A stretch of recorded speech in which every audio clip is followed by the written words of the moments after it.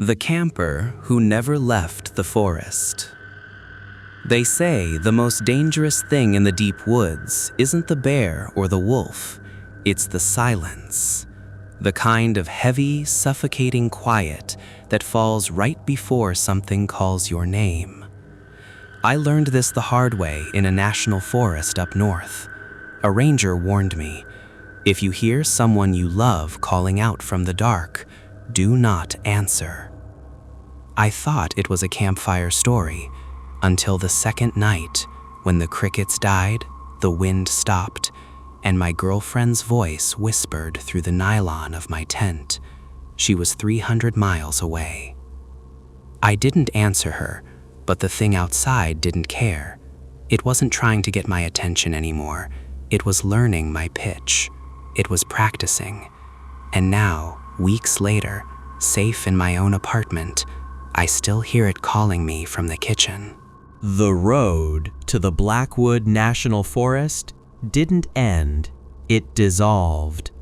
The asphalt, cracked and bleached by years of harsh northern winters, eventually surrendered to gravel, and the gravel surrendered to a narrow track of packed dirt that wound like a scar through the timberline.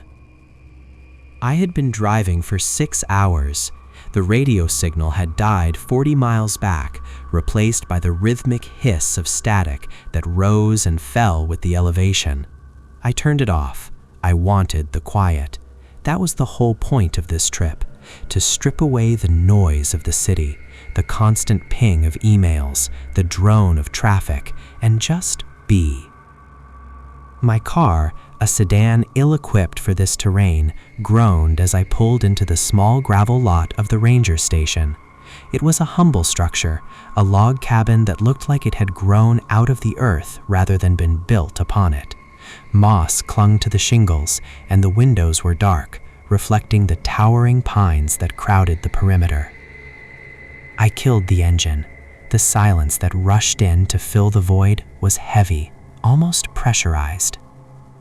I grabbed my pack and headed for the door. Inside, the air smelled of stale coffee, old paper, and wood smoke. A ceiling fan wobbled lazily overhead, cutting through the dust motes dancing in the shafts of late afternoon sunlight.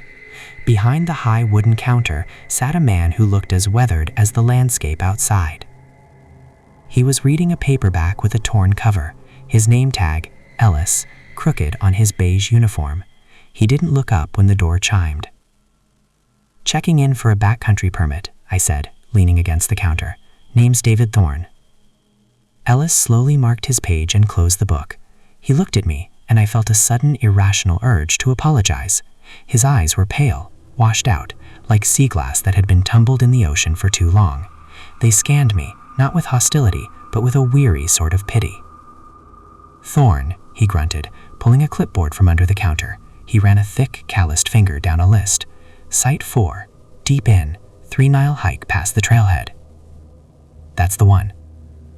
"You filed for 3 nights?" "Yes, sir." He paused, his finger hovering over the paper. He looked up again, his gaze drilling into me.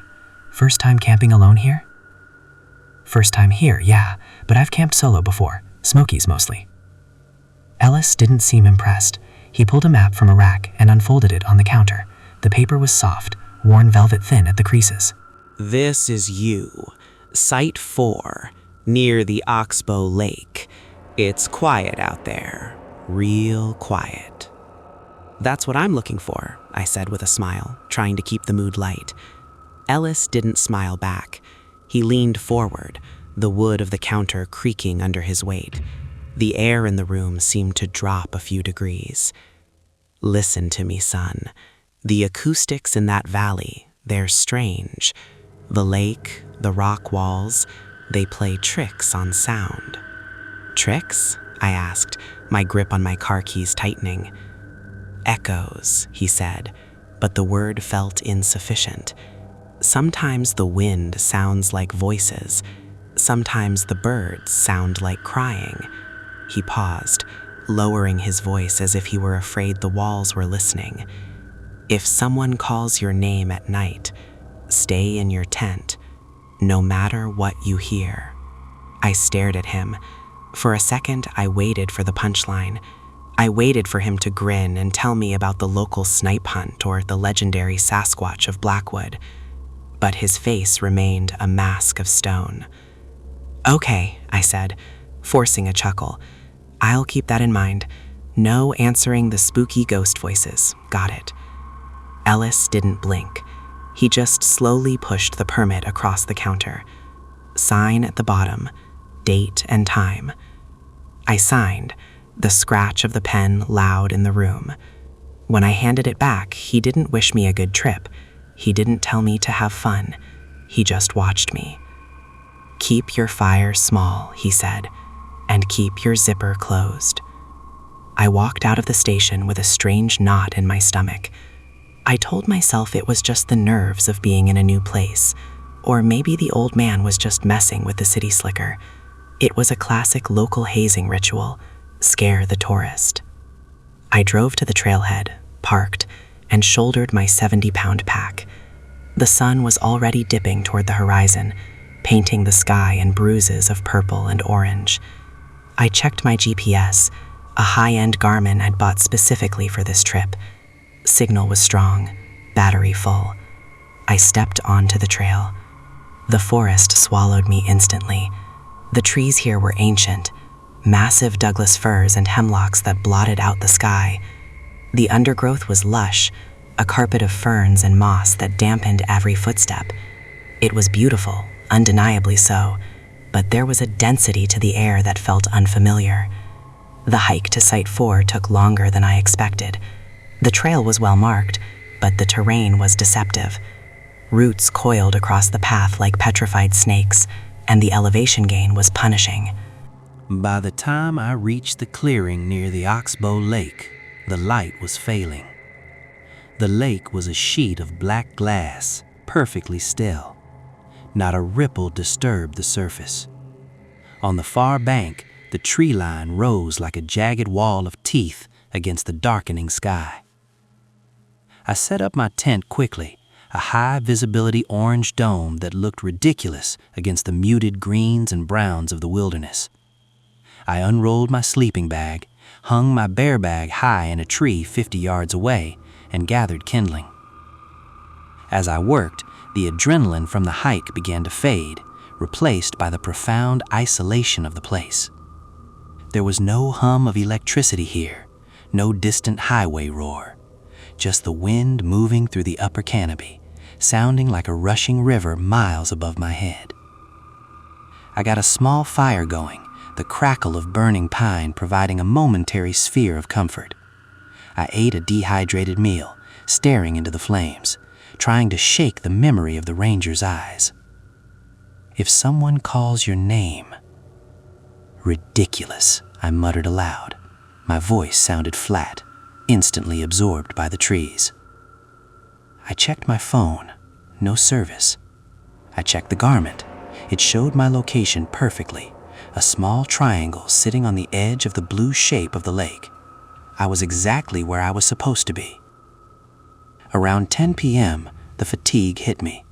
I doused the fire, making sure the embers were dead cold, and crawled into the tent. The nylon zipper screamed in the quiet, a harsh mechanical sound that made me wince. I lay in my sleeping bag, staring up at the dark mesh of the tent roof. Through the rainfly, I could see the faint silhouette of the trees swaying. The sounds of the forest at night began to drift in. The hoot of a barred owl, the rhythmic chirping of crickets, the rustle of a small animal, a raccoon maybe, scavenging near the fire pit. It was normal. It was peaceful. I closed my eyes, letting the tension drain from my muscles. The ranger was just a lonely old man with too much time and an overactive imagination. I was safe. I was prepared. I was alone.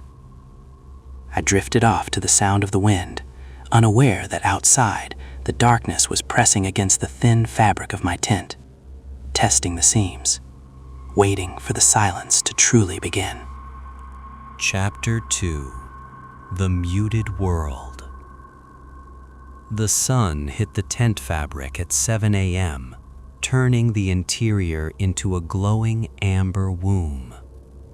I woke up stiff, the cold of the ground having seeped through my sleeping pad, but I felt victorious. I had survived the first night. No ghosts, no monsters, just a stiff back and the urgent need for coffee.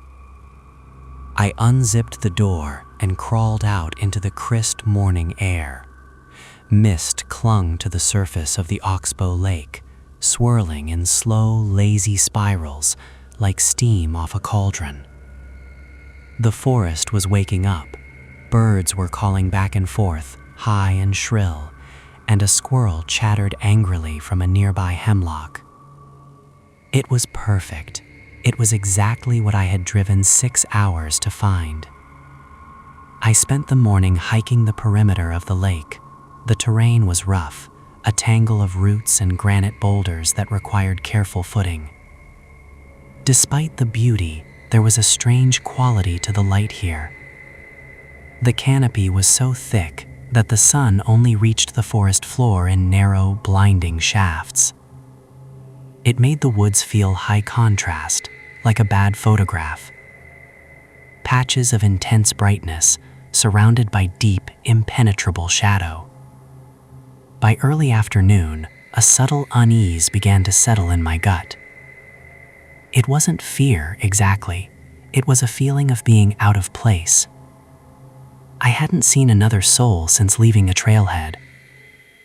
No other tents, no hikers, not even a plain contrail in the slice of sky visible above the water. I sat on a flat rock near the water's edge to eat a granola bar. I skipped a stone across the black water. 1, 2, 3. It sank.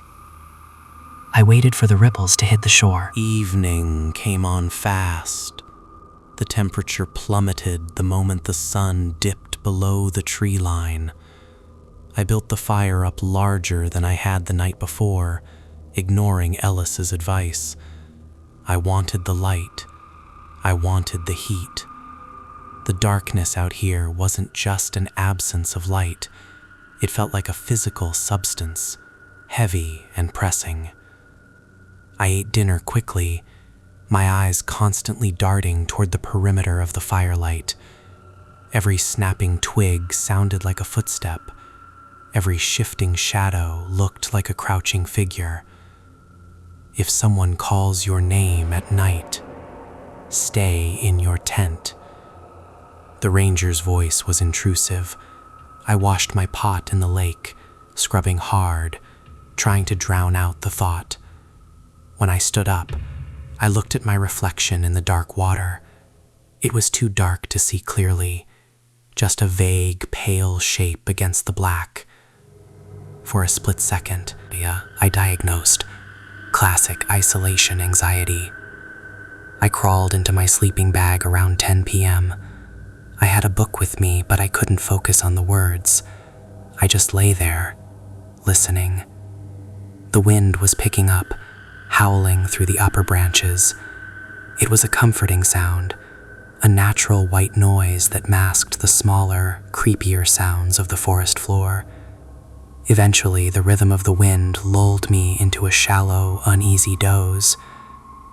I don't know what time I woke up. I lay there, eyes wide open, staring at the dark mesh of the tent ceiling. Something was wrong. The wind had stopped. I held my breath, straining my ears. Nothing. And I mean nothing. The forest hadn't just gone quiet. It had gone silent. It was a vacuum silence. No crickets, no rustling leaves, no distant owl.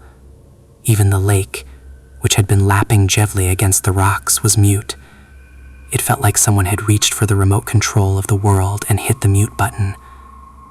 My heart began to hammer against my ribs, a frantic drumbeat that seemed deafening in the void. Then came the sound. Crunch. My stomach dropped. It was the sound of a heavy boot stepping on dry pine needles. Crunch. Slow, deliberate. Crunch. It was circling the tent. I froze, my hands gripping the sleeping bag so hard my knuckles popped. I waited for the snuffle of the bear, the chuff of a deer. But the rhythm was wrong. It was a two-step cadence. Bipedal. Human rhythm. I lay paralyzed, my mind racing. Was it another camper? A ranger checking on me? But there was no beam of a flashlight cutting through my rainfly, no sound of gear jangling, no heavy breathing of a hiker tackling the rough terrain. Just the footsteps. Crunch. Pause. Crunch. Pause. They stopped, right at the head of my tent. I could feel the presence through the thin nylon.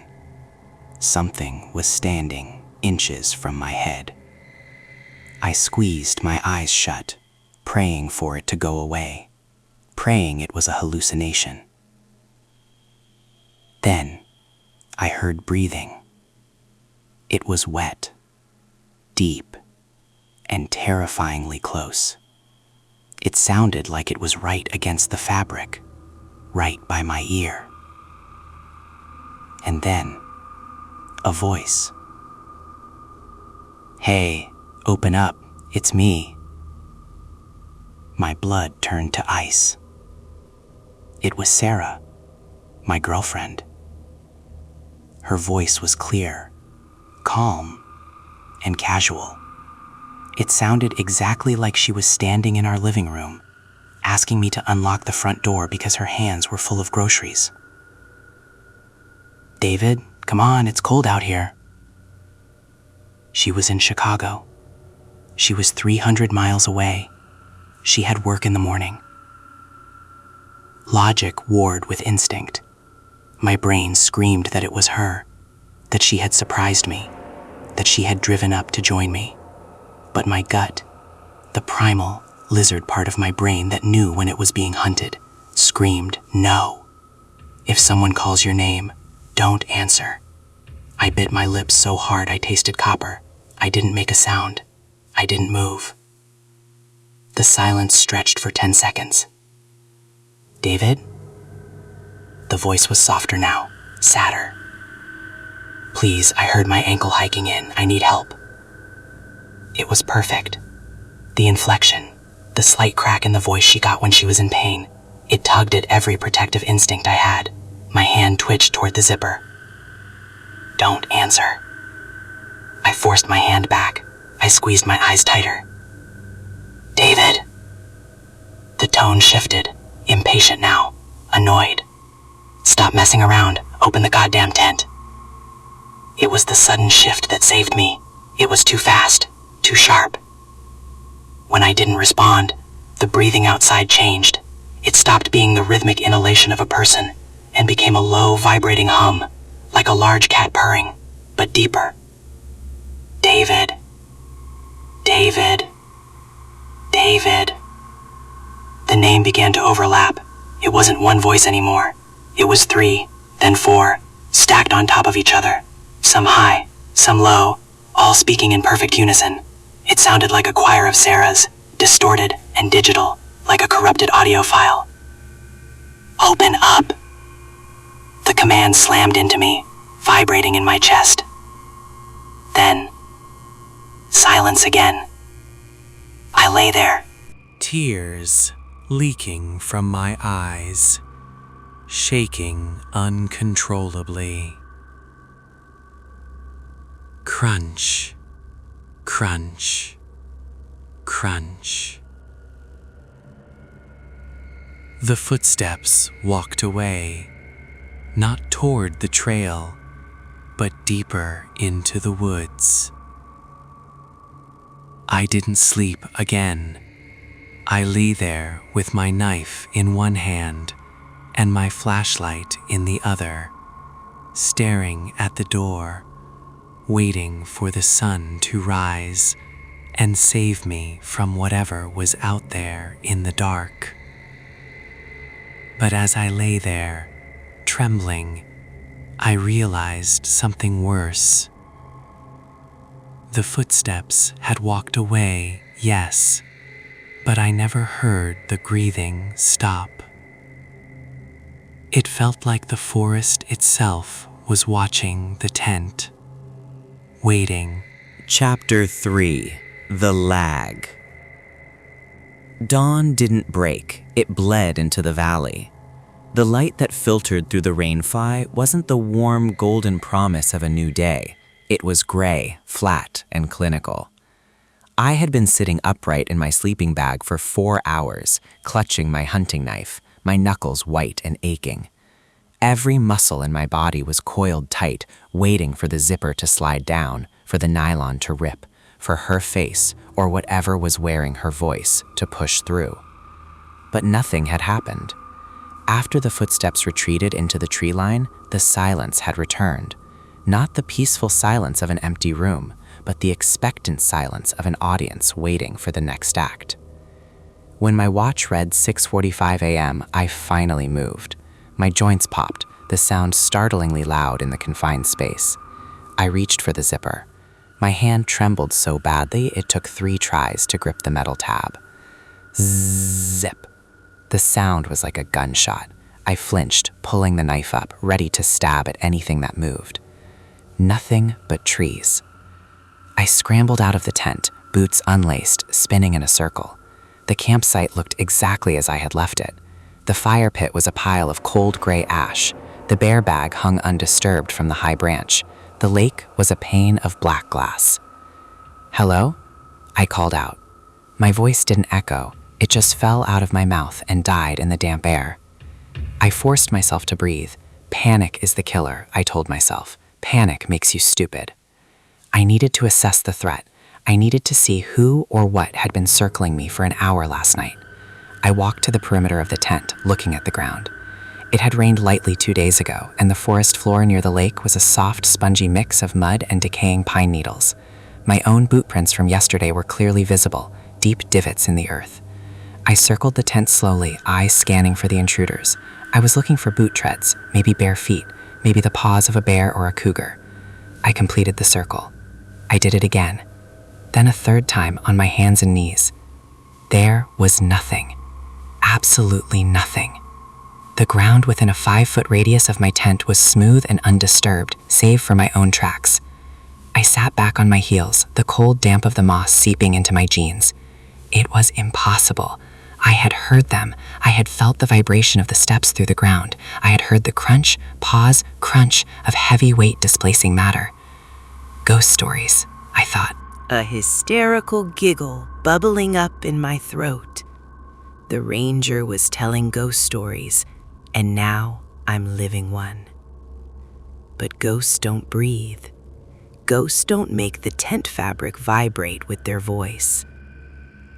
I stood up, dusting off my hands. A cold sweat was slicking my back despite the morning chill. I needed to leave. I didn't care about the permit. I didn't care about the 3-day plan. I was packing up, hiking out, and driving until I hit a town with a Starbucks and too many people. But first, I needed water. My canteen was empty, and my mouth tasted like copper and bile. I grabbed my filtration pump and walked down to the lake. The oxbow was shaped like a horseshoe, cut off from the main river centuries ago. The water was stagnant, dark with tannins, and perfectly still. I crouched at the edge, setting the pump on a flat rock. The air down here was colder, smelling of rot and wet stone. I looked out across the water. The mist was lifting, revealing the dense wall of pines on the far bank. They looked closer today, taller. I leaned over the water to submerge the intake hose. As I did, I caught sight of my reflection. I paused. I looked tired. Dark circles bruised the skin under my eyes. My stubble was thicker. My hair was matted to my forehead with sweat. I looked at the man on the edge of a breakdown. I sighed, rubbing a hand across my face to wipe away a smear of dirt. In the water, my reflection rubbed its face. but it happened to beat too late. I froze. My hand was already back in my lap, gripping the pump. But in the water, the hand was just finishing its descent. My heart hammered a frantic rhythm against my ribs. Physics, I thought. Light refraction, angle of incidence. It's just the water. I moved my head to the right, sharp, fast. 1 Mississippi. The reflection moved its head to the right. It wasn't light refraction. It was lag, like a video call with a bad connection. I stared at the water, paralyzed by a terror so pure it felt like a physical blow. The thing in the water stared back. It looked like me. It had my blue jacket. It had my terrified eyes. But the eyes weren't right. They were too flat, too predatory. "What are you?" I whispered. The reflection didn't speak, but the delay vanished. Slowly, terrifyingly, the corners of the reflection's mouth began to twitch upward. I wasn't smiling. My mouth was hanging open in horror. But down in the black water, I was smiling. It wasn't a friendly smile. It didn't reach the eyes. It was a muscular contraction, a testing of the machinery. The lips pulled back too far, revealing too many teeth, stretching the skin until it looked like it might tear. It was a smile of recognition, a smile of ownership. I scrambled backward, crab-walking away from the water's edge, kicking up gravel and mud. I didn't stop until my back hit the rough bark of a pine tree 10 yards away. I gasped for air, clutching my chest. I looked back at the lake. From this angle, the water was just a reflective sheet again. I couldn't see the face. "Okay," I choked out. "Okay, that's it. I'm done. I'm insane. I'm hallucinating." I scrambled to my feet. The instinct to flee was now a siren screaming in my skull. Go, go now. I ran back to the campsite. I didn't bother with organization. I didn't bother rolling the sleeping bag or folding the tent. I collapsed the poles and shoved the entire crumbled mess of nylon and mesh into my pack. I threw the stove in on top. I left the food bag hanging in the tree. I didn't care. The bears could have it. The thing in the water could have it. I just wanted to be gone. I shouldered the pack. It was lumpy and unbalanced, digging into my spine, but I cinched the waist strap tight. I checked my GPS. The screen flickered. The little arrow that represented me was spinning in a slow, lazy circle. "Come on," I hissed, tapping the screen. "Get a lock." It wouldn't stabilize. It just spun, searching for satellites that weren't answering. Fine, I thought. I don't need it. I know the way. Follow the trail markers. Keep the lake on the left until the ridge, then head south. I turned my back on the campsite. I turned my back on the lake. "Goodbye," I muttered to the empty clearing. I started walking, fast. My boots pounded the dirt, setting a rhythm that I hoped would drown out the memory of the voice from the night before. "Hey, open up, it's me." I shook my head violently. "Shut up," I said to the memory. "Shut up." I reached the first trail marker, a blue diamond nailed to an oak tree, and felt a surge of relief. Blue blazes meant the main trail. Blue blazes led to the trailhead. Blue blazes led to Ellis and his station and my car. I walked for 20 minutes, my pace bordering on a jog. The woods were quiet, too quiet. The birds hadn't returned. The squirrel was gone. The only sound was my own heavy breathing and the thud, thud, thud of my boots. I kept my eyes on the ground, watching for roots, watching for the trail. After 40 minutes, I stopped to catch my breath. The terrain looked familiar. A large granite boulder, shaped vaguely like a skull, sat on the side of the path. I frowned. I remembered passing a skull-shaped rock on the way in yesterday, but it had been much closer to the campsite. Maybe there are two of them, I reasoned. Geology repeats itself. I kept walking. The sun was higher now, but the light remained weak, filtered through a haze that hadn't been there when I woke up. The air felt thick, gelatinous. Walking through it felt like wading through water. Another 20 minutes passed. My legs were burning. The pack weighed a ton. I looked up, searching for the next blue blaze.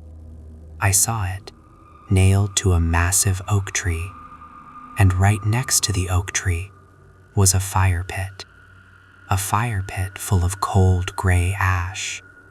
And next to the fire pit was a tree with a rope hanging from a high branch. My food bag. I stopped.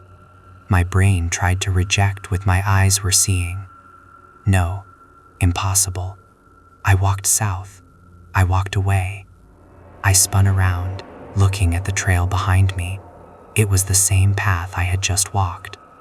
I looked back at the campsite. It was Site 4, my site.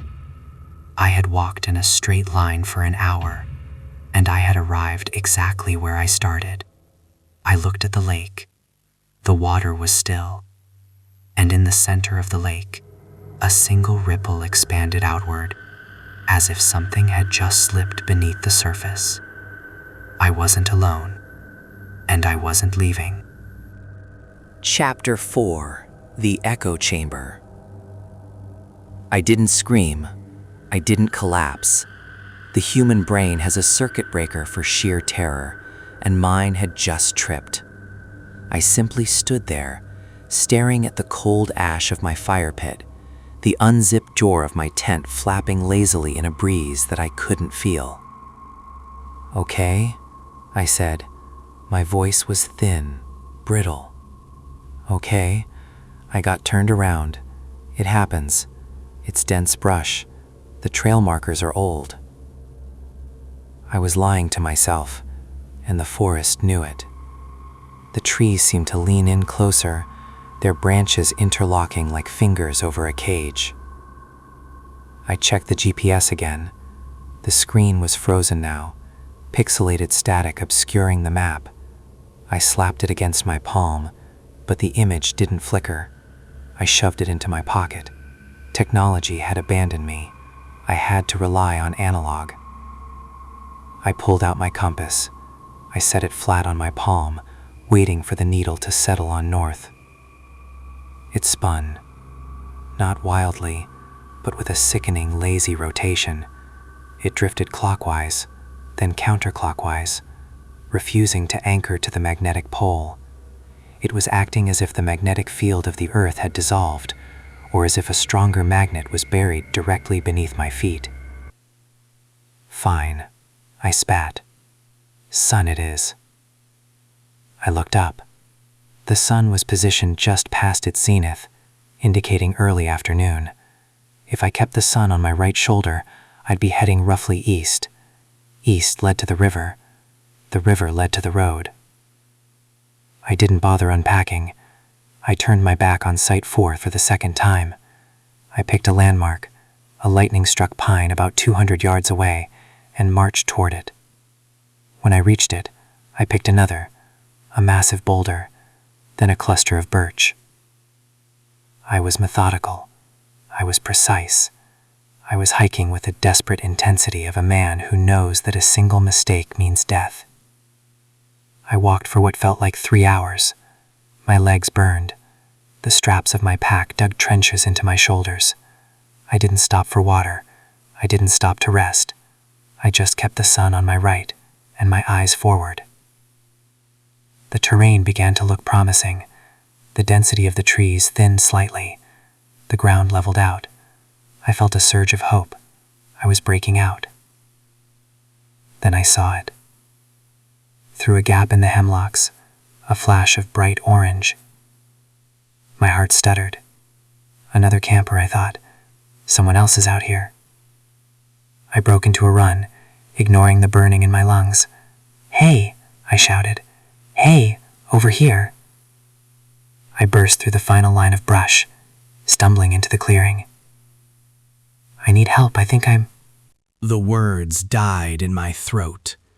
The orange wasn't another camper. It was my tent. And sitting next to it was the skull-shaped rock. And hanging from the tree was my bear bag. I fell to my knees. The impact jarred my teeth. I stared at the tent, waiting for the punchline, waiting to wake up in my bed in Chicago. I checked my watch. It should have been late afternoon. The sun should have been dipping toward the horizon, painting the sky in twilight purples. I looked up. The sun hadn't moved. It was pinned to the sky in the exact same spot it had been 3 hours ago. A cold, creeping nausea spread through my gut. Time wasn't working. Space wasn't working. It felt like the forest had detached itself from the rest of the world, a pocket dimension spun out of pine needles and malevolence. I stayed on my knees for a long time. The silence of the woods had changed. It wasn't empty anymore. It was heavy, pregnant with intent. The air felt thick, like gelatin. Breathing required conscious effort. Then the sound returned. It started as a whisper, drifting from the trees to my left. "David?" I flinched. It wasn't Sarah this time. It was my mother. She sounded young. She sounded like she did 20 years ago, calling me in for dinner from the backyard. "David, wash your hands, honey." I clamped my hands over my ears. "Stop it," I hissed. "She's not here. She's in Florida. She's 70 years old." "David." This voice came from the right, deep, booming. "My brother, Mark." "Quit screwing around, Dave. Pass the ball." I squeezed my eyes shut. "Stop it," I screamed. "David. Dave. Honey. Son." They were coming from everywhere now. The trees were speaking. The rocks were speaking. The voices weren't just auditory hallucinations. They were directional, 3D audio projected with terrifying clarity. Then, a new voice cut through the cacophony. "Help me." My blood ran cold. It was my voice. Not my internal monologue. It was my speaking voice, recorded and played back to me. It sounded terrifying. It sounded like it was weeping. "Please," my own voice begged from the direction of the lake. "It's so cold. Let me in." I scrambled to my feet, spinning in circles. "Show yourself," I screamed at the trees. "Come out and face me." "Face me," my voice echoed back, mocking. "Face me, face me."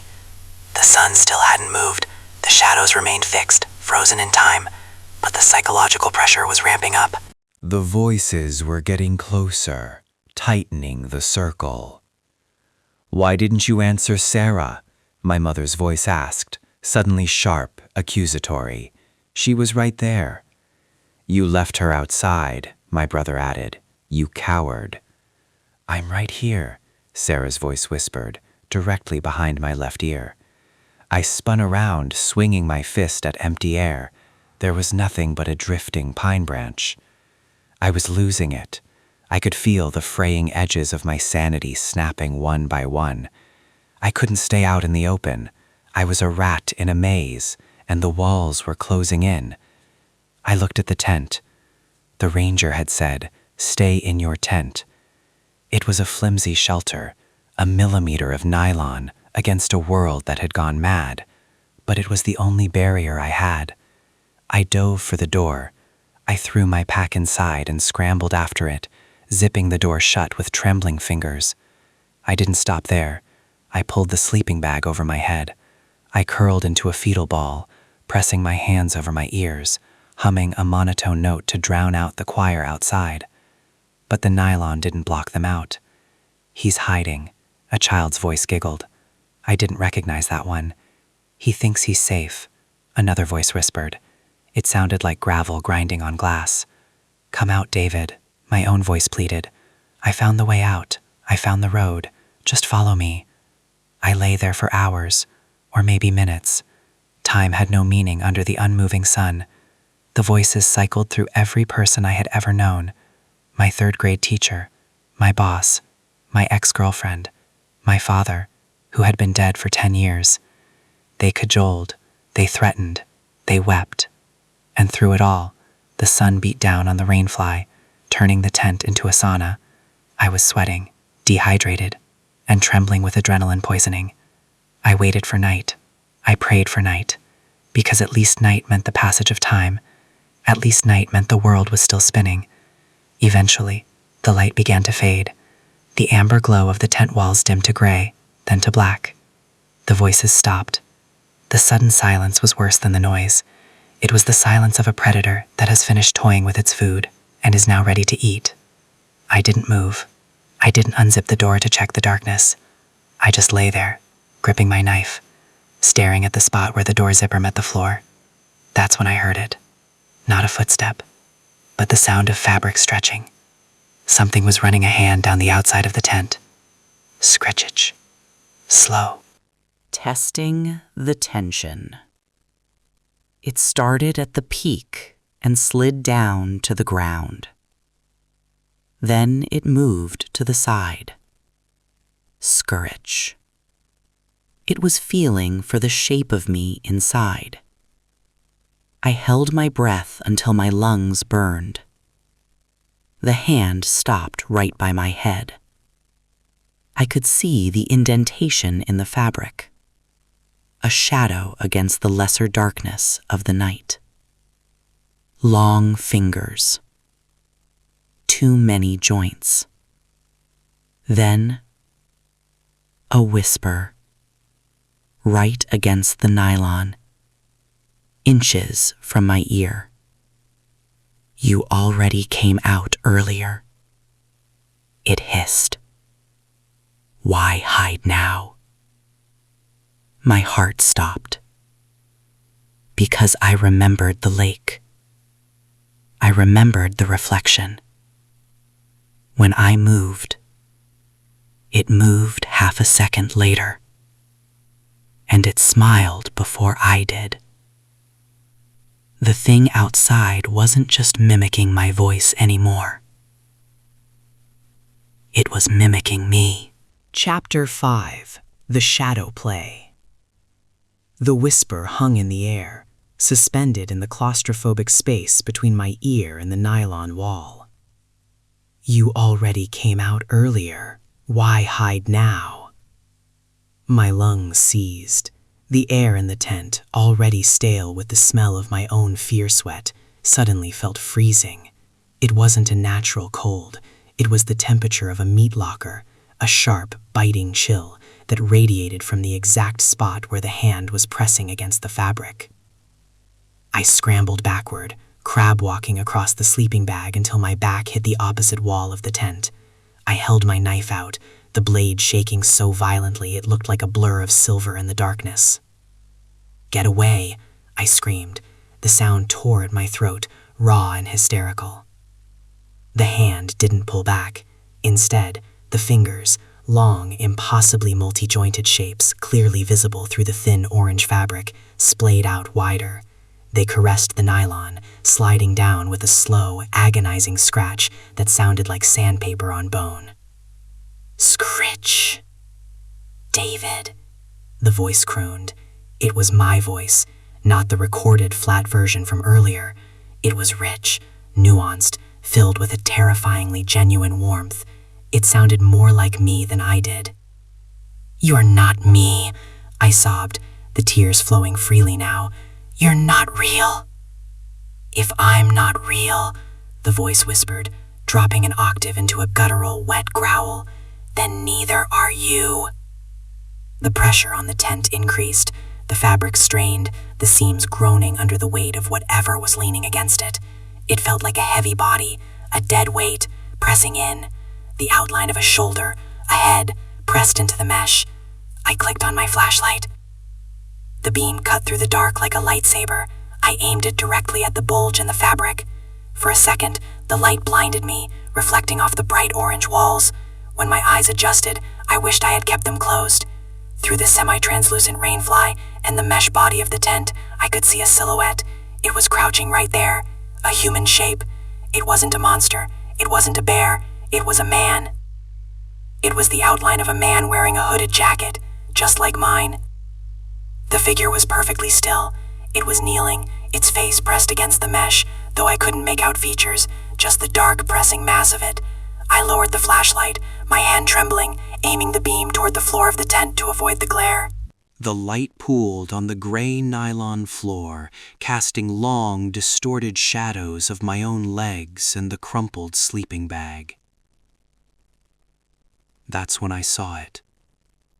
The moon, or whatever light source existed in this God-forsaken place, must have been directly overhead, shining through the tent.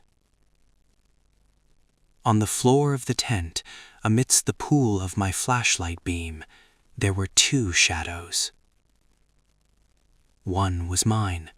I was sitting with my knees pulled up, my head bowed. The other shadow was cast by the figure outside. They were perfectly aligned. The shadow of the thing outside fell directly over mine, like a stencil. Same width of the shoulders, same messy hair, same angle of the head. I watched the floor, mesmerizingly terrified. It was like looking at an eclipse. The two darknesses merged into one deep black void. "See," the voice whispered from outside, "we fit." Then, the impossible happened. I was paralyzed. I was frozen, statue still, my breath caught in my throat. But on the floor of the tent, the shadow moved. The shadow of the head tilted to the right. I hadn't moved my head. The shadow of the arm raised up, mimicking a wave. My arms were locked at my sides. My brain short-circuited, the laws of physics of cause and effect shattered. The reflection in the lake had been delayed, but this was preemptive. The shadow, the thing outside, was dictating the movement. "Stop it," I whimpered. The shadow's hand reached out toward my shadow's throat. Outside, the fabric wrestled violently. The figure was moving. "Let's synchronize," the voice said. It was no longer coming from outside. It sounded like it was originating from the center of my own skull. Suddenly, my own right hand twitched. I stared at it in horror. I hadn't told it to move. My fingers curled inward, gripping the handle of the knife tighter. Then, my arm began to lift. I fought it. I strained every muscle in my shoulder, gritting my teeth until he felt like they would crack. No, no, no. But my arm moved with a smooth hydraulic strength that wasn't mine. It lifted the knife. It turned the blade inward, pointed at my own chest.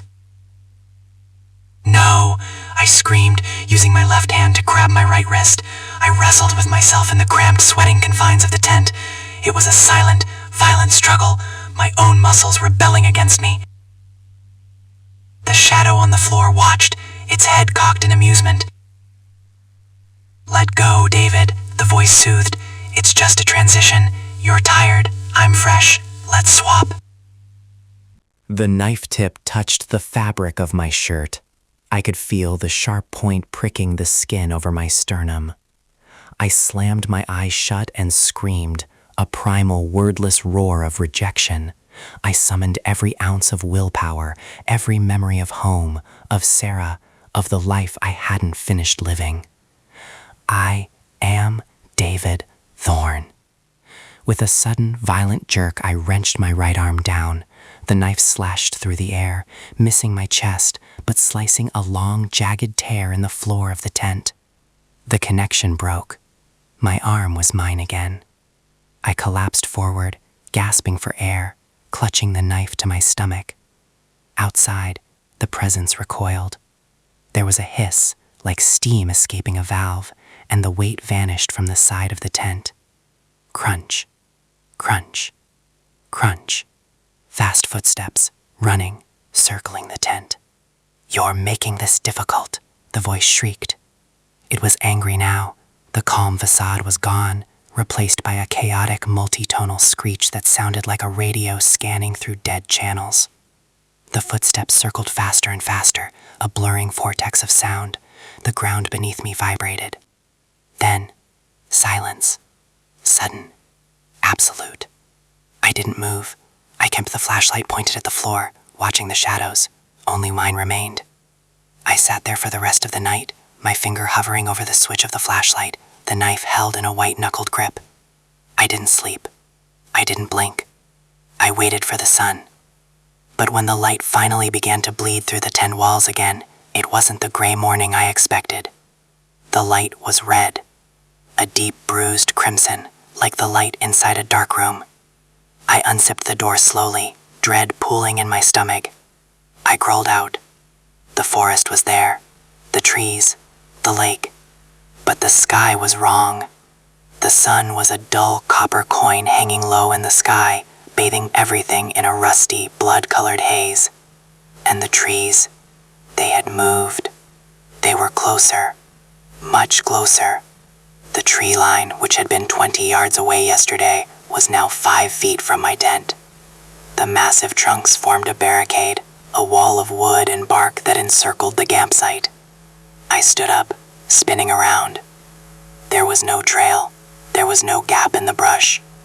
The forest had constricted. The noose had tightened. And in the center of the clearing, where my fire pit had been, there was something new. A pile of clothes. My clothes. A blue jacket, jeans, a flannel shirt. They were folded neatly, stacked in a pile. And sitting on top of the pile was my GPS. I walked over to it, my legs feeling like lead. I picked up the device. The screen wasn't static anymore. It was clear. It showed a map. A single waypoint was marked. The waypoint was labeled, "You are here." But underneath that, in flashing red text, it read, "Body found." Chapter 6. The Replacement. I stared at the pile of clothes in the center of the clearing. They weren't just similar to mine. They were mine. The blue North Face jacket with the ember burn on the right cuff from a campfire 3 years ago. The flannel shirt with the missing bottom button. The jeans with the grease stain on the knee from fixing my bike chain last summer. I looked down at my own body. I was wearing the exact same clothes. Same burn. Same missing button. Same stain. A wave of vertigo hit me so hard I almost vomited. The world tilted on its axis, the red sky spinning overhead like a bloody carousel. I fell to my knees, reaching out with a trembling hand to touch the fabric of the jacket on the ground. It was warm. Not sun warm, body warm. It felt like someone had just taken it off seconds ago. I could smell the detergent I used, Tide, mountain spring scent, mixed with the sharp, metallic tang of fear sweat. "This isn't real," I whispered. My voice sounded thin, swallowed instantly by the encroaching trees. "It's a mind game. It's hallucinations, hypoxia, carbon monoxide." I grabbed the jacket from the pile and shook it out. Something rattled in the pocket. I froze. Slowly, I reached inside. My fingers brushed against cold metal. I pulled out a set of car keys, a Toyota fob, a house key, a gym membership tag. I dropped them as if they were red-hot coals. They clattered onto the stone of the dead fire pit. I jammed my hand into my own pocket. My fingers closed around my keys. I pulled them out. I held them up, comparing them to the set on the ground. They were identical. Every scratch on the plastic fob, the way the gym tag was starting to peel at the corner. "Two of me," I muttered, a hysterical giggle bubbling up in my throat. "There are 2 of me." "Body found." The words on the GPS screen burned in my mind. If there were 2 sets of keys and 2 sets of clothes, were there 2 bodies? I scrambled backward, away from the pile, my heels digging into the soft earth. The campsite, which had once felt like a sanctuary, now felt like a dressing room, a stage where a costume change was taking place. The trees groaned. It wasn't the wind. The air was dead still. The sound came from the wood itself, a deep, resonant creaking, like the hull of a sinking ship. I looked up. The wall of pines had moved again. When I had crawled out of the tent, They were 5 feet away. Now, they were 3. The branches were interlaced overhead, blocking out most of the crimson sun, turning the clearing into a tunnel. The roots were churning up the soil, advancing like slow-motion snakes. The forest was digesting the campsite. It was squeezing the space out of existence. "What do you want?" I screamed at the trees. "Just kill me. Stop playing with me." The response was immediate. From the pile of clothes, a sound emerged. It wasn't a voice. It was a zipper. Zip. I watched in horror as the zipper on the jacket on the ground began to slide up. There were no hands touching it. The fabric swelled, filling out as if an invisible chest were expanding inside it. The flannel shirt underneath rustled. The arms of the jacket lifted off the ground, the cuffs hanging limp, but the sleeves rigid. It was invisible, or maybe it was made of something my eyes couldn't process. The jacket sat up, the jeans on the ground crinkled, the legs filling out with unseen mass. The invisible figure sat there, cross-legged, facing me. It was wearing my clothes. It was sitting in my posture, slouched, hands resting on knees. Then the hood of the jacket turned toward me. "I'm not playing, David," the voice said. It came from the empty hood. It was my voice, but perfect. The terror was gone. The exhaustion was gone. It was the voice I used in job interviews, confident, assured. "I'm practicing." I scrambled for a weapon. My knife was still in my hand. I lunged. I didn't think. I just wanted to destroy the mockery in front of me. I slashed the knife through the air, aiming for where the chest should be. The blade connected. But it didn't hit flesh. It hit resistance, like cutting through thick rubber. And at the exact moment the knife sliced through the blue nylon of the jacket, a searing, blinding pain erupted across my own chest. I screamed and dropped the knife, clutching my torso. I looked down. My own blue jacket was sliced open. A line of red blood was blooming across my flannel shirt, soaking the fabric. I looked up at the figure. The cut on its jacket matched mine perfectly. "Careful," the voice chided, sounding genuinely concerned. "We're linked now. Synchronization is 90% complete." I fell back, gasping for air, pressing my hand against the wound. It wasn't deep, a surface slash, but the implication terrified me more than the injury. I couldn't hurt it without hurting myself. "Why?" I wheezed. "Why me?" The figure stood up. "You came to the quiet place," it said. "You wanted to lose yourself. I'm just helping you finish the job." It took a step toward me. I scrambled back, kicking dirt. "Stay back." "I don't need to hurt you," it said softly. "I just need you to be quiet. Forever." It took another step. I turned and ran. There was nowhere to go. The trees were a solid wall now, a barricade of bark and needles. But panic is a powerful fuel. I threw myself at the gap between two massive hemlocks, turning my shoulder to ram through the branches. They were hard as iron. The branches didn't bend. They scratched and tore at my face. I pushed, screaming, fighting the forest itself. Suddenly, the branches gave way. I stumbled through, falling hard onto asphalt. Asphalt. I lay there for a moment, the smell of pine replaced by the smell of hot tar and exhaust. I pushed myself up.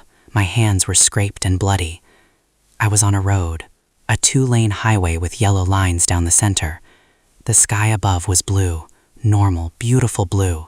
The sun was yellow. I laughed, a choked, sobbing sound. "I'm out.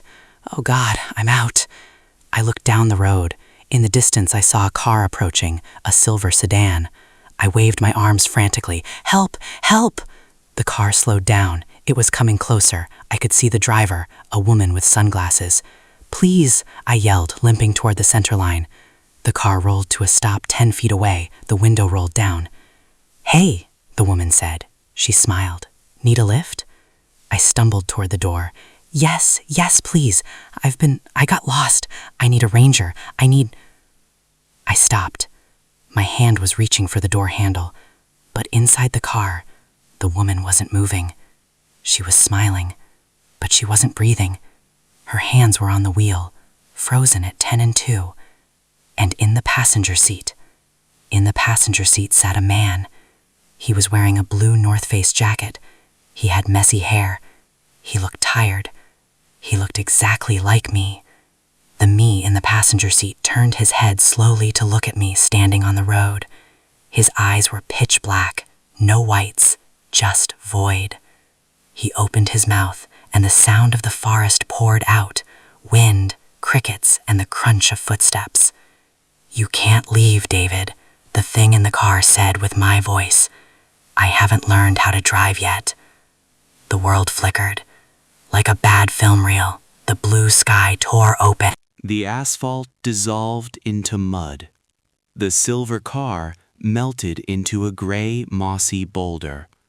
I wasn't on a highway. I was back in the clearing. I was standing 3 feet from the pile of clothes. The invisible figure was still standing there, facing me.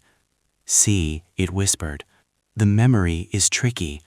I need to get the details right. The woman, was she your mother? No, too young. A stranger? Yes, a stranger is better. It was rehearsing.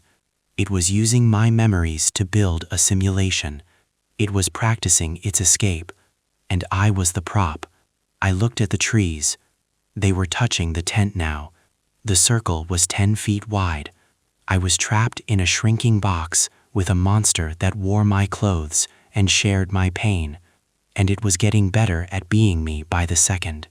I looked at the GPS on the ground. The screen had changed. Body found was gone. Now it read, "Departure in 12 hours." Chapter 7. The Prototype. The GPS screen was the only source of honest light in the clearing. The red sun overhead was a liar. It promised warmth, but delivered only a suffocating, bloody haze. Departure in 10 hours. I sat with my back against the rough bark of a pine tree. I had no choice. The forest had contracted again. The clearing, once a spacious campsite, was now a claustrophobic room of dirt and needles, barely 12 feet across. The branches of the surrounding trees were woven together overhead like the wicker of a basket, blocking out the sky almost entirely. Across from me, sitting on the dead fire pit, was the thing wearing my clothes. It wasn't invisible anymore.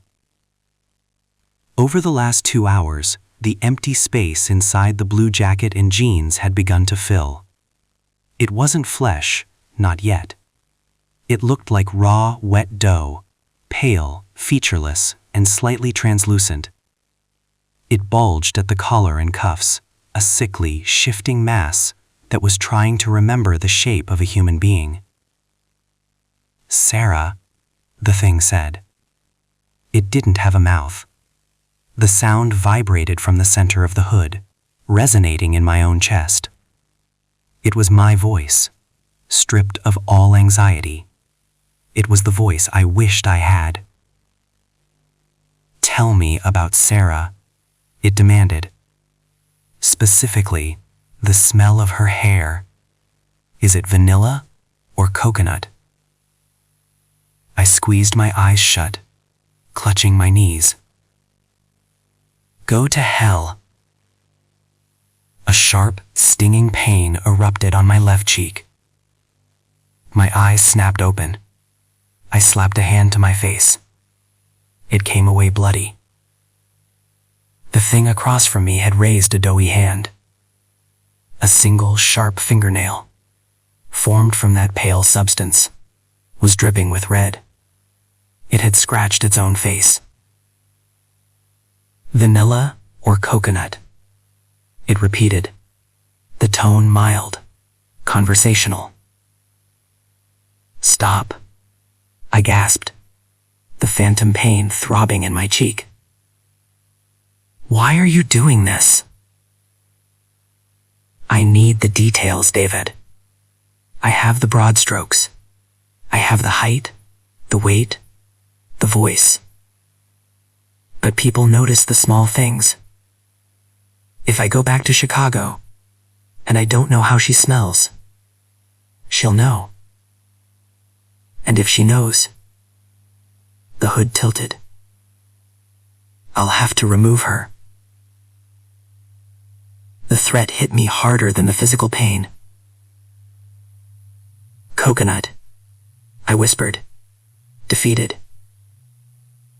She uses coconut shampoo. Good, the thing said. And the dog, the golden retriever. Name? Buster. I lied.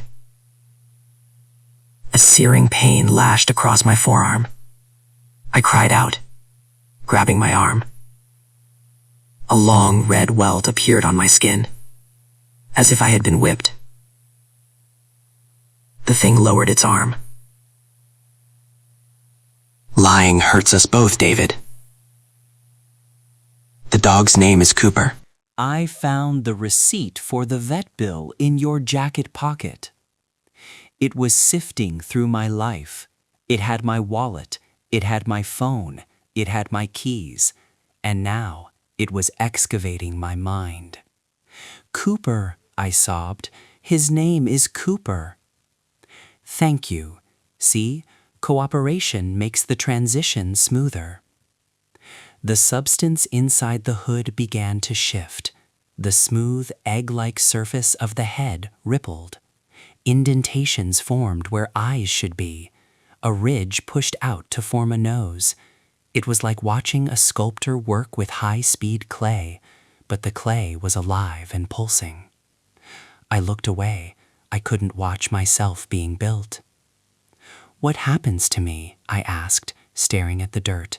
When you leave, what happens to me? You stay, the voice said simply. Someone has to be the anchor. The forest needs a center. You'll keep the trees fed. You'll keep the silence heavy. I'll die. Eventually, but time is flexible here. You might last a long time. The last one did. My head snapped up. The last one? The thing paused. The unformed face seemed to consider the question. The ranger, it said. Ellis. A chill that had nothing to do with the temperature swept through me. Ellis is at the station, I stammered. I spoke to him. He warned me. You spoke to me, the thing corrected. Or the version of me that took his place. The real Ellis has been in these woods for 30 years. He's very quiet now, mostly moss and bone, but he held the door open for a long time. The memory of the ranger station crashed back into my mind. The old man's strange, pale eyes, the way he moved slowly, deliberately, the way he had warned me, not to save me, but to test me, to see if I was ripe. If someone calls your name, stay in your tent. It wasn't a warning. It was a rule of the game, a ritual. He told me not to answer. I whispered. Reverse psychology is effective on your species. It heightens the fear. Fear makes the imprint deeper, easier to copy. It stood up. The movement was jerky, mechanical. The biological mimicry wasn't perfect yet. The knees bent at slightly wrong angles. The balance was off. Stand up, David, it commanded. No. Stand. Up. My legs obeyed. I felt the muscles in my thighs contract, the tendons fire. I rose to my feet against my will, like a marionette on invisible strings. We stood face to face in the shrinking clearing. The thing was exactly my height. The face was more defined now. It had lips. It had eyelids. Walk to me, It said. I tried to plant my feet. I tried to scream, but my body betrayed me. I took a step, then another. I stopped inches from it. The smell was overwhelming. It smelled of ozone, wet earth, and me. It smelled like my sweat, my deodorant. "Put your hands up," it said. I raised my hands, palms out. It raised its hands. "Press." I pressed my palms against its palms. They were warm, horribly, wetly warm. The texture was soft, like touching raw liver, but underneath I could feel the hardness of bone forming. "Synchronization at 98%, it whispered. The mouth moved now. The lips peeled back to reveal gums that were still forming teeth. "I'm going to take your place, David. I'm going to drive your car. I'm going to sleep in your bed. I'm going to love Sarah." The mention of her name broke through the paralysis. Rage, pure, white-hot rage. It wasn't a rational thought. It wasn't an animal instinct. "You don't touch her." I couldn't pull my hands away. I couldn't run. But I could push. I screamed, a sound that tore my vocal cords, and I threw my entire weight forward. I wasn't trying to fight it. I was trying to unbalance it. The thing wasn't expecting resistance. It stumbled backward. Because our palms were pressed together, and because of the strange magnetic link between us, I fell with it. We crashed to the ground, but we didn't hit dirt. We hit water. The world flipped. The red sky vanished. The trees vanished. We were underwater. Gold-black freezing water. The Oxbow Lake. I thrashed, bubbles erupting from my mouth.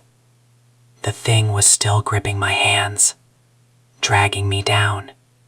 Its eyes were open now, perfectly blue, perfectly stolen, staring at me with zero panic.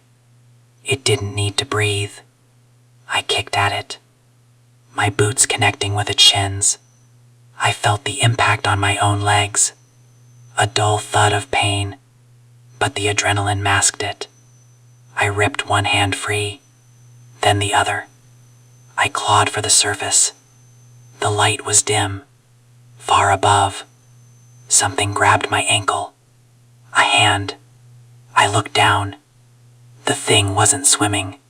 It was standing on the bottom of the lake, anchored by some impossible weight. It held my ankle with a grip like a vice. It smiled, a hideous, water-distorted grin, and pulled. I gasped, inhaling water. The choke reflex spasmed in my chest. Departure in 10 hours. No. I reached for my belt, my knife. It was still there, sheathed. I drew it. I didn't slash at the hand holding me. That would sever my own Achilles tendon. I slashed at the face. I drove the blade down, aiming for the perfect blue eye. The knife sank in. A scream echoed inside my head, a psychic shriek of agony that blinded me. My own eye erupted in pain. I felt warm fluid wash over my face, mixing with the lake water.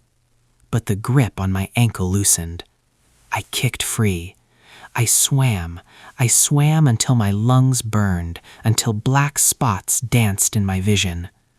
I broke the surface, gasping, coughing up water and bile. I dragged myself onto the muddy bank. I touched my face. My left eye was swollen shut, throbbing with a pulse that matched my heart, but it wasn't blinded. The sympathetic damage hadn't been total. I looked around. I wasn't in the clearing anymore. I was on the shore of the lake, the real lake. The sun was setting.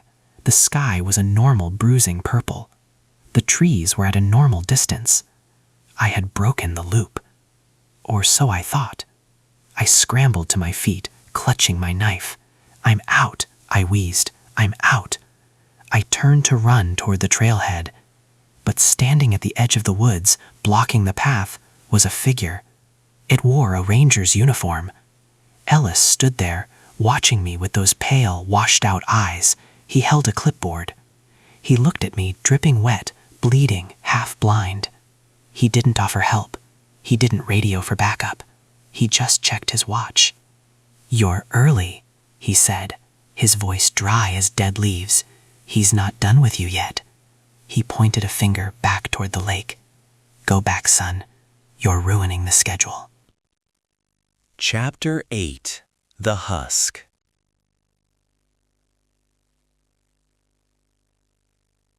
The ranger stood between me and the trail, a silhouette cut from gray cardboard against the darkening trees. He didn't move like a man. He moved like a stop-motion puppet, his gestures jerky and economical, conserving energy for something else. "Go back," Ellis repeated. His voice didn't carry over the wind. It cut through it, flat and devoid of inflection. "The cycle isn't finished. You're still raw." I clutched my face, blood slick and hot against my palm. My left eye was a ruin of throbbing agony, swollen shut, but through the right one I saw him clearly. I saw the way his uniform hung too loosely on his frame. I saw the way his skin looked like parchment paper stretched over dry twigs. "You're one of them," I wheezed, backing away toward the water. The mud sucked at my boots, trying to hold me in place. Ellis tilted his head. A dry crack echoed from his neck, like a branch snapping underfoot. "I am the ranger," he said. "I keep the park clean. I keep the trails marked, and I ensure the exchange is completed." He took a step forward. "You damaged the vessel, David. That was unnecessary. Pain complicates the imprint." "Stay back," I brandished the knife. It was shaking in my hand. Blood, my blood, its blood, dripping from the blade. Ellis didn't flinch. He looked at the knife with the mild disinterest of a parent watching a toddler hold a plastic spoon.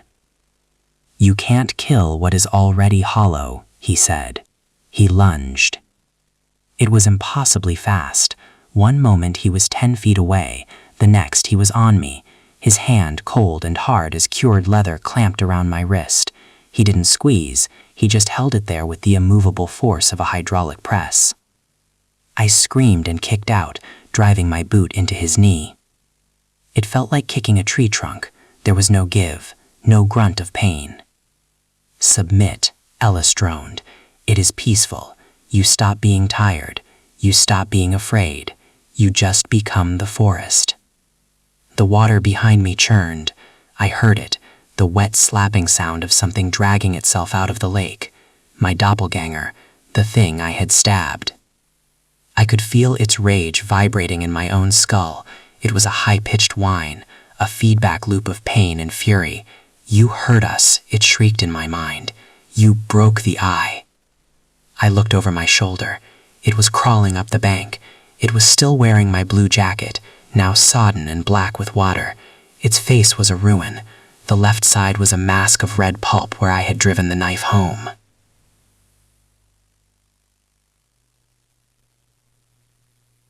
But it was smiling. "Hold him, Ellis," the thing gurgled. Its voice was wet, bubbling through water in its lungs. Panic, primal and electric, surged through me. I wasn't going to die here. I wasn't going to be replaced by some mud-born echo. I dropped the knife. Ellis, expecting me to pull away, tightened his grip. But I didn't pull. I threw my weight into him. I slammed my forehead into the bridge of his nose. Crack! It wasn't the wet crunch of cartilage. It was the dry splintering of wood. Ellis stumbled back, releasing my wrist. His face didn't bleed. Instead, a puff of dust, spores maybe, or dry rot, exploded from his nose. His face caved in slightly, like a crushed papier-mâché mask. I didn't wait to see if he recovered. I turned and ran. Not toward the trail. Ellis blocked that. Not toward the lake. The thing was there. I ran sideways, plunging into the dense, unmarked brush to the north. I ran blind. My depth perception was gone. Branches whipped my face, tearing at my already ruined skin. I tripped over roots, slammed into trunks, scrambled up ravines that crumbled under my weight. Behind me, the forest was alive with sound. David. Dave. Come back. It wasn't just them anymore. The trees were whispering it. The wind was howling it. The ground beneath my feet seemed to vibrate with the syllables of my name. I ran until my lungs burned like they were filled with acid. I ran until the sun was fully gone and the woods were plunged into a darkness so absolute it felt like being buried alive. I collapsed against a granite outcrop, sliding down until I hit the dirt. I gasped for air, clutching my chest. Departure in 8 hours. The thought wasn't mine. It was broadcast into my brain. I squeezed my good eyes shut. Get out of my head. I can see where you are, David, the voice whispered. It sounded closer now, clearer. You're by the hanging rock. I remember that rock. We rested there on the hike in. You ate a Cliff Bar, peanut butter crunch. Stop it. I struck the side of my head with my fist. You can't hide, David. We are the same now. I feel your heart rate. I feel the adrenaline. I feel the fear. A pause. It tastes metallic. I forced myself to stand. I had to keep moving. If I stopped, I died. I fumbled for my flashlight. I clicked it on. The beam was weak, flickering yellow. The batteries were dying. Perfect, I muttered. Just perfect. I swept the light across the terrain. Trees, rocks, darkness. Then, about 50 yards away, half buried in a thicket of rhododendrons, was a structure. I squinted with my one good eye. It wasn't the ranger station. It was a fire tower, an old rusted skeleton of steel rising into the canopy, topped by a small glass-walled cabin. Hope, sharp and painful, spiked in my chest. A tower meant height. Height meant visibility, maybe a radio, maybe just a door I could lock. I scrambled toward it, tearing through the thorns. The base of the tower was overgrown with vines as thick as my arm. The metal stairs groaned as I put my weight on them. Rust flaked off in showers of orange dust. I climbed. 10 feet, 20, 40. The wind picked up the higher I went, shaking the structure. It felt unstable, swaying like a pendulum in the dark. I reached the top platform. The trap door to the cabin was padlocked. "No," I sobbed. "No, no, no." I hammered on the wood. "Open! Is anyone in there?" Silence. I looked down. At the base of the tower, in the circle of my dying flashlight beam, 2 figures stood looking up. One was tall and thin, Ellis. The other was wearing a blue jacket. It held a hand over its left eye. "Found you," the voice whispered in my head. I kicked the trap door. I threw my shoulder against it. The wood was rotten, swollen with damp. Crack. The hinges gave way. I pushed the door up and scrambled inside, slamming it shut behind me. I dragged a heavy metal chair, the only furniture in the room, over the trapdoor. I was in a glass box, 60 feet in the air. I shone the light around. The cabin was empty, save for the chair and a dusty console table. No radio, no phone, just a topographical map of the forest pinned to the wall, faded to blue and white. I went to the window. The glass was grimy, but I could see out. The forest stretched endlessly in every direction, a sea of black. But down below, the 2 figures hadn't started climbing. They were just standing there. Then the doppelganger raised its head. Even from this height, I could feel its gaze locking onto mine. It raised its hands. Slowly, deliberately, it began to clap. Clap. Pause. Clap. Pause. The sound echoed up the metal structure, a rhythmic, mocking applause. Then Ellis joined in. Clap, clap, clap. Then Then, from the darkness of the trees, more figures emerged. Dozens of them. Some wore hiking gear, some wore ranger uniforms, some wore tear rags from decades ago. They surrounded the base of the tower. A silent army of the replaced, and they all began to clap. The sound was deafening. It wasn't applause anymore. It was the sound of 1,000 dry branches snapping at once. You have nowhere to go, the doppelganger's voice crooned, smooth and terrible in my mind. We can wait. We have all of eternity. But you... A sharp pain lanced through my stomach. I doubled over, retching dryly. You're running out of time, David. The biological link is straining. One of us has to stabilize. And since I'm the one who isn't bleeding out, I looked at my reflection in the dark glass of the fire tower window. My face was pale, waxy. My good eye looked dim, the pupil dilated and sluggish. But the reflection winked at me. No, I whispered. My reflection smiled, a wide, toothy grin that I wasn't making. Let me in, my reflection said, mouthing words on the other side of the glass. It's gold out there. I backed away from the window, retreating to the center of the room. I was trapped in a box in the sky. My enemy was at the gates. My enemy was in my head. And now, my enemy was in the glass. I looked at the trapdoor. The chair vibrated as something began to ascend the metal stairs. Clang, clang, clang. Heavy boots on metal. Room service, the voice giggled in my skull. I looked around for a weapon. There was nothing. Just the map, just the dust, and a box of emergency flares on the console. I grabbed the box. It was old, cardboard disintegrating in my hands. Inside, there was a flare gun and one single shell. I loaded it. My hands were shaking so bad I almost dropped the cartridge.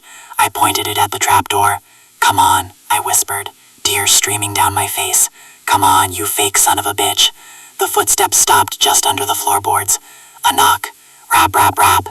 David. It was Sarah's voice, sweet, concerned. David, hummy, are you up there? I brought the dog. A bark, a happy, familiar bark. Cooper, I whimpered. The trapdoor pushed up. The chair scraped across the floor. A hand reached through the gap. It wasn't a monster's hand. It was a woman's hand, small, delicate, wearing a ring that I had bought 3 years ago. Take my hand, David, Sarah's voice said from the darkness below. Let's go home. I stared at the ring. It was silver with a small sapphire. But on this hand, the sapphire was red. You got the color wrong, I said, and I pulled the trigger. Chapter 9.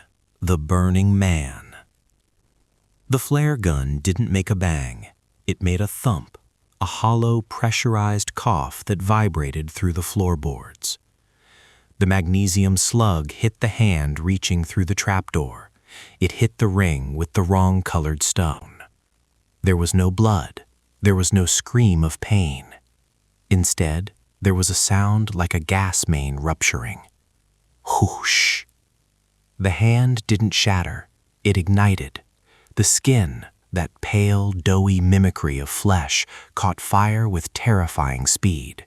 It burned not with the orange of wood, but with the blinding chemical white of magnesium and burning plastic. The thing beneath the floorboards shrieked. It wasn't Sarah's voice anymore. It was the sound of 1,000 hurtling frequencies, a digital screech that cracked the glass of the cabin windows. The hand thrashed, flinging droplets of burning liquid across the room. One hit the map on the wall. Another hit the dry, dusty floorboards. In seconds, the cabin was an oven. "Get back!" I screamed, shielding my face from the searing heat. The trapdoor slammed shut, but the fire was already inside. The old wood, cured by decades of wind and sun, drank the flames greedily. Smoke, thick and acrid, smelling of burning hair and ozone, filled the small glass box.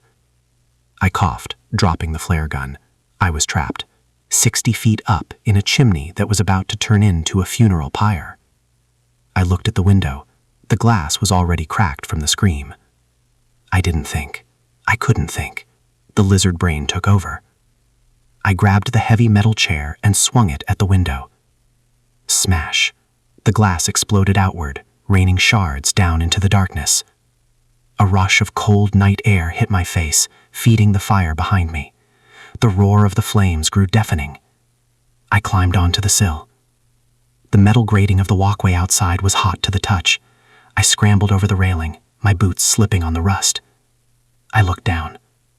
The scene below was a nightmare painted in strobe lights. The fire from the cabin cast a flickering, hellish glow on the clearing at the base of the tower. They were still there. The silent army. The rangers. The hikers. The things in tattered clothes. They weren't running from the falling debris.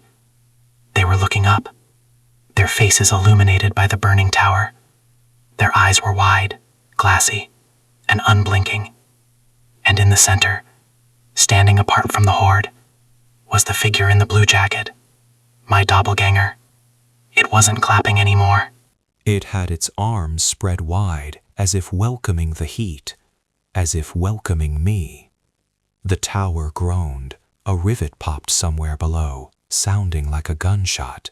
The structure leaned sickeningly to the left. I had to move. I grabbed the railing of the external stairs and began to slide down. The metal seared my palms, but I ignored the pain. I took the steps 3 at a time, stumbling, correcting, sliding. Above me, the cabin collapsed. A shower of sparks and burning timber cascaded past me. I reached the halfway point, 30 feet up, when the stairs gave way. The rust finally surrendered. The bolts sheared off. I felt the lurch in my stomach, that weightless horror of gravity taking its due. I fell. I didn't hit the ground. I hit the canopy of the rhododendrons. Branches whipped and tore at me, slowing my descent, but shredding my clothes and skin. I crashed into the dirt with a bone-jarring thud. The impact knocked the wind out of me, turning my vision into a tunnel of gray static. I lay there, gasping, unable to draw breath. My ribs felt like broken glass. My good eye watered, blinded by ash. Heat. Intense, blistering heat. The fire had spread to the brush. The dry autumn leaves were catching. The forest was waking up in the worst way possible. I tried to crawl. My legs felt like lead. A pair of boots stepped into my field of vision. Hiking boots, size 10, heavy tread. I looked up. The doppelganger stood over me. It hadn't been touched by the fire. It looked pristine. The blue jacket was clean. The face, my face, was composed, serene, pitying. Behind it, the other figures stood in a semicircle, watching. Ellis was there, his face caved in, looking like a broken doll. The Sarah thing was there, clutching a charred stump of a hand, its face a blank slate of indifference. "You're making a mess, David," the doppelganger said. Its voice was clear, cutting through the roar of the fire. I spat blood. "Go to hell." The doppelganger crouched down. It reached out a hand. I flinched, expecting a blow, but it didn't hit me. It placed its hand gently on my shoulder. The touch was electric. A jolt of cold energy shot through my body, numbing the pain in my ribs, cooling the burn on my skin. "You're tired," it whispered. "I can feel it. Your heart is beating so fast. You're terrified of dying." "I'm not," I wheezed. "You are, but you don't have to die. You just have to rest." It leaned closer. I can take it from here. I know the way to the highway. I know how to drive the car. I know how to talk to the police. I know how to hold Sarah when she cries. It smiled. It was the smile I used when I was trying to reassure someone. I'll be better at it than you were, David. I won't have the anxiety. I won't have the doubt. I'll just be. The fire roared closer. The heat was becoming unbearable. The smoke was choking me. "Let go," the doppelganger said. "Just close your eyes. I'll carry you out." I looked at its face. It was my face, but it was better, stronger, unbroken. For a second, just a split second, I wanted to say yes. The pain was so much, the fear was so heavy. Let go. But then I thought of Cooper. Not the name, the dog, the smell of his fur when it rained, the way he leaned against my leg when he was scared. The receipt. The thing had said it found the receipt. It knew the name, but it didn't know the weight of the dog leaning against my leg. It knew facts. It didn't know feeling. "No," I whispered. I grabbed a handful of burning dirt and ash, and I threw it into those perfect dark eyes. The doppelganger roared, not in pain, but in annoyance. It recoiled, covering its face. The connection broke. The numbness vanished, replaced by the screaming agony of my injuries. I scrambled backward, crab-walking away from the circle. I stood up. I ran. I ran into the fire. It was the only way. They were blocking the clear path. The only way out was through the flames. I plunged into the wall of smoke.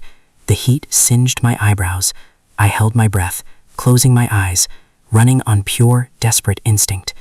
I ran until I hit a tree. I bounced off, spun around, and kept running. I ran until I couldn't hear the clapping anymore. I ran until the heat faded into the cold bite of the night air. I don't know how long I ran. Minutes? Hours? Days? The forest blurred. The trees became streaks of black ink. The ground became a treadmill of mud and stone. My memory fragments here. I remember falling. I remember crawling through a stream, the water freezing my burning skin. I remember a voice calling my name. David. But I didn't answer. I kept my mouth shut. I bit my tongue until it bled. Don't answer. Don't answer. I remember walking. Endless, rhythmic walking. Left foot, right foot. Crunch, pause. Crunch, pause. I remember the sun rising. But was it the sun? Or was it headlights? I remember the sound of a zipper. Zip. But I wasn't wearing a jacket anymore. I had lost it in the fire. So where was the sound coming from? I remember looking down at my hands. They were covered in soot. They were bleeding. But as I watched, the blood seemed to absorb, to sink back into the skin. The cuts knit together, the burns smoothed out, like clay being reshaped. I remember stopping. I was standing on a hard surface. Asphalt. A white line stretched out in front of me. I looked up. A truck was coming. Twin lights piercing the dawn mist. I raised a hand to wave. My hand felt heavy, strange. I tried to speak, to scream for help, but my throat felt clogged, like it was full of wet dough. I coughed, and when I spoke, the voice that came out wasn't quite mine. It was smoother, calmer. Help, I said. The truck slowed down. I smiled. I didn't want to smile. I wanted to cry, but the muscles in my face contracted. They pulled my lips back, because the smile wasn't for the truck driver. It was for me. Chapter 10. The Echo. The truck driver was a man named Miller. He had a thick beard and smelled of diesel and stale coffee. He kept asking me if I was okay, if I needed water, if I knew what day it was. I answered him. My voice was raspy, but steady. I told him my name was David Thorne. I told him I had gotten lost. I told him I had fallen down a ravine. I didn't tell him about the fire tower. I didn't tell him about the clapping. I didn't tell him that my skin, which had been charred and bleeding an hour ago, was now smooth and unbroken beneath the layer of soot. Miller dropped me at a county hospital 3 towns over. The doctors were baffled. They found soot in my lungs and ash in my hair, but not a single burn on my body. No dehydration, no malnutrition. My vitals were perfect. "It's a miracle," the attending physician said, shining a light into my eyes. "You should be dead, son, or at least in the ICU, but you're pristine." I blinked against the light. I guess I was lucky. Sarah came the next day. She burst into the room, her eyes red and swollen, smelling of coconut shampoo. She threw her arms around me, burying her face in my neck. "I thought I lost you," she sobbed. "They found your car. They found your tent. They said there was blood." I held her. I stroked her hair. My hand felt steady. My heart rate didn't spike. I felt a profound, icy calm. "I'm here," I whispered. "I'm not going anywhere." She pulled back and looked at me, her brow furrowed slightly. She touched my cheek, her fingers lingering on the skin where the bruise from the rifle butt should have been. "You look different," she said softly. "Rested, like you slept for a week." "I feel better," I said. And I did. I felt lighter. The anxiety that had plagued me for years, the constant hum of worry about my job, my bills, my future, was gone. It had been excised, cut away like dead tissue. We went home 2 days later. The apartment looked the same, but it felt small. The walls felt thin. I could hear the neighbors arguing 3 doors down. I could hear the hum of the refrigerator in the kitchen while I lay in the bedroom. My senses were dialed up to 11. Then there was Cooper, my golden retriever, the dog I had raised since he was a puppy, the dog who slept at the foot of my bed every night. When I walked through the door, Cooper didn't wag his tail. He didn't bring me his toy. He backed into the corner of the hallway, his hackles raised, a low, "Cooper." I knelt down, extending a hand. "Hey, buddy, it's me." Cooper snapped. He lunged, teeth baring, snapping inches from my fingers. "Cooper, no," Sarah yelled, grabbing his collar. She dragged him back, looking at me with wide, apologetic eyes.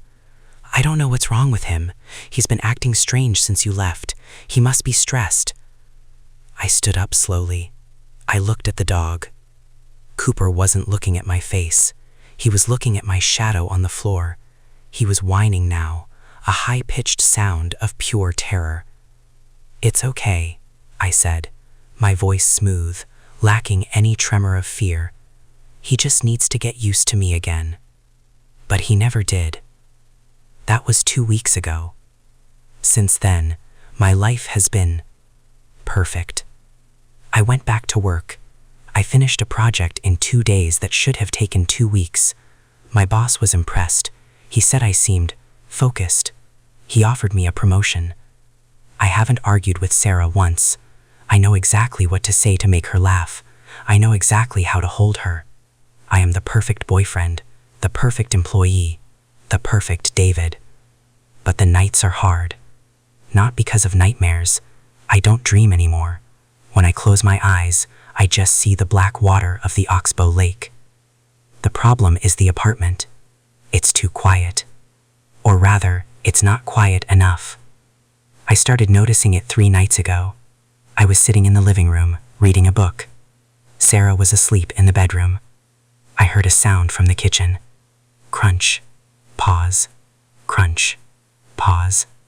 It was the sound of footsteps on pine needles, but on the tile floor. I put the book down. "Hello?" Silence. Then, a sound from the bathroom. The faucet dripping. But the rhythm was wrong.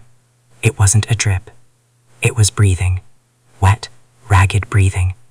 I walked to the bathroom. I pushed the door open. empty. The faucet was dry. I looked into the mirror above the sink. My reflection looked back. It was handsome, healthy. The eyes were a piercing, vibrant blue. But then, I blinked. The reflection didn't. I froze. I stared at the glass. The reflection was staring back at me with a look of absolute, screaming horror. Its mouth was open in a silent wail. Its eyes were wide, filled with tears. And behind the reflection, in the glass world, I saw them. The trees. The dark, towering pines of the Blackwood National Forest. My reflection wasn't in my bathroom. It was still in the woods. It was trapped in the glass. Pounding on the surface from the other side. I raised my hand to touch the mirror. The reflection raised its hand, but not to touch mine. It was clawing at its own throat. "Let me out," a voice whispered. It didn't come from the mirror. It came from inside my own head. A tiny, terrified voice buried deep in the back of my skull. "Please," the voice begged. "It's cold. It's so cold." I smiled. I didn't want to smile. I wanted to vomit. I wanted to smash the glass. But the muscles in my face operated independently. They pulled my lips back into a calm, reassuring expression. "You're tired," I said to the reflection. My voice was soothing. "You need to rest." The reflection shook its head frantically. It pointed at me. It screamed a word I couldn't hear, but I could read the lips. "Imposter." I turned off the light. I walked out of the bathroom.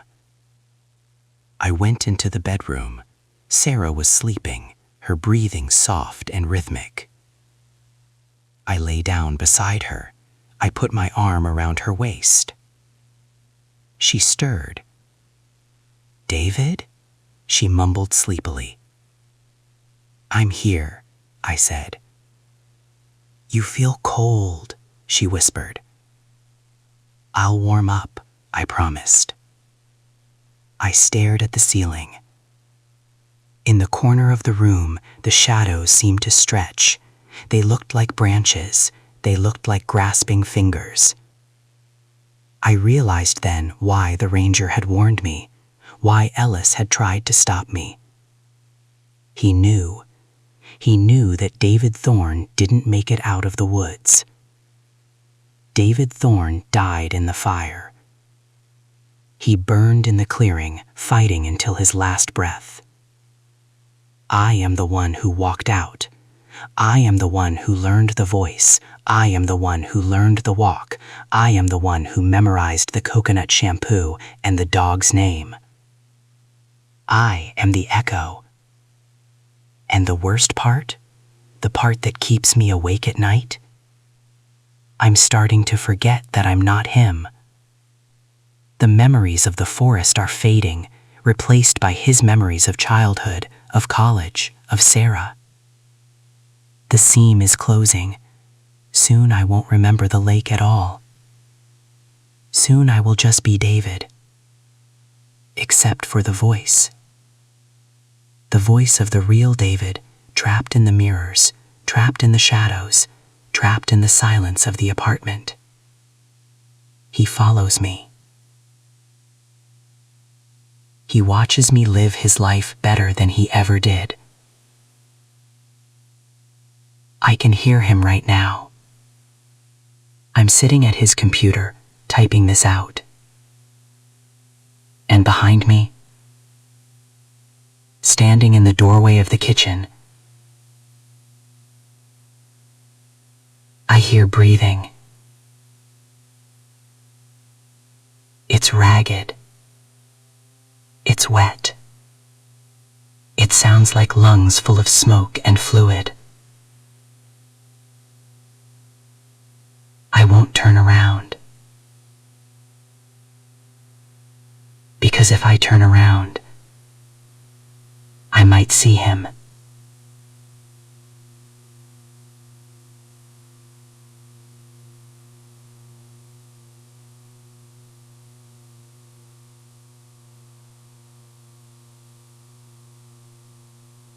I might see the burnt, broken thing that crawled out of the fire, the thing that refuses to die, the thing that wants its life back.